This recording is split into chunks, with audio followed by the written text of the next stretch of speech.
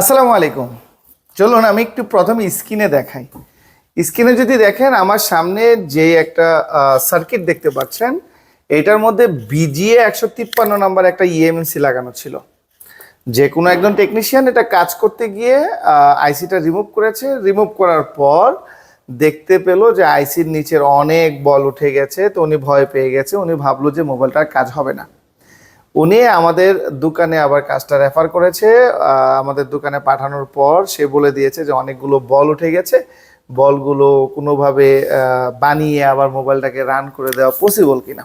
এখন আসুন একজন দক্ষ টেকনিশিয়ানের, যিনি আইসি রিলেটেড কাজ করছে, যিনি অলরেডি আইসি রিলেটেড কাজ করছে, উনি ভাবছে যে উনি অ্যাডভান্স রিলেটেড কাজ জানে, বা অনেকেই জানে যে, অনেকে ভাবে যে আমি আইসি রিলেটেড কাজ জানি তার মানে আমি সব কাজ জানি।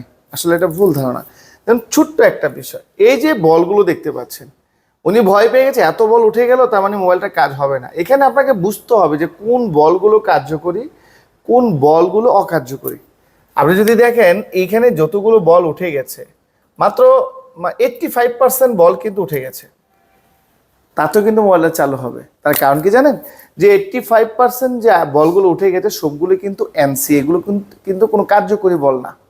যেগুলো কার্যকরী বল আপনি দেখতে পাচ্ছেন এখানে, যদি একটু লক্ষ্য করেন, যেগুলো কার্যকরী বল এখানে কিন্তু একদম লাইন দেখা যাচ্ছে, এবার লাইনগুলো দেখা যাচ্ছে।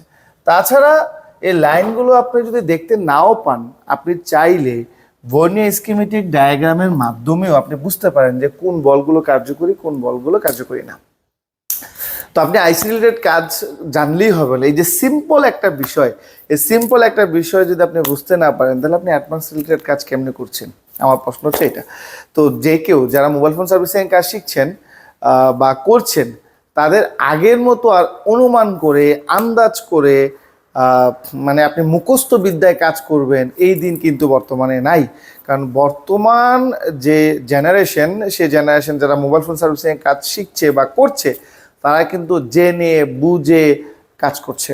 অর্থাৎ মুখস্থ আর কাজ বর্তমানে চলবে না। কারণ বর্তমান যে আপডেট মোবাইলগুলো আমাদের কাছে আসছে, যারা মুখস্থ বিদ্যায় কাজ করছেন, আমি তাদেরকে বলবো সঠিকটা শিখুন, সঠিকটা জানুন, তাহলে আপনি বর্তমান মার্কেটে টিকে থাকতে পারবেন। আর না হয়তো ধীরে ধীরে আপনার কাস্টমার কমে যাবে, আপনার কাজ কমে যাবে, আপনার ব্যবসা ডাউন হয়ে যাবে।